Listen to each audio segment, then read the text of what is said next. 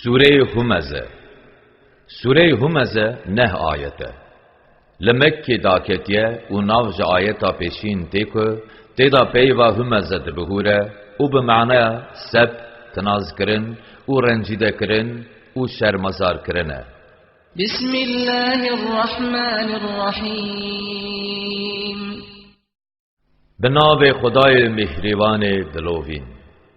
ويل لكل همزة لمزة الذي جمع مالا وعدده.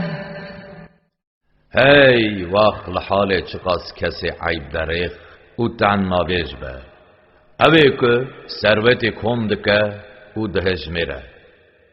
يحسب أن ماله أخلده. جوی ویا که ثروت آوی دیوی هر و هر بهله و وی بکن نمر. كلا لينبذن في الحطمة.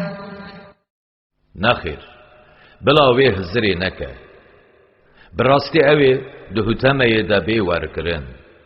وما أدراك ما الحطمة نار الله الموقدة. اریما تو چه دزانی که هوتمه چیه؟ آگر خوده یه پیکتیه. التي تطلع على الأفئدة. او آگری که سر او دلان دگره. إنها عليهم مؤصدة في عمد ممددة. براستی او آگر لسر وان گرتی او داداییه بستون اندریشکری و گریدایینه.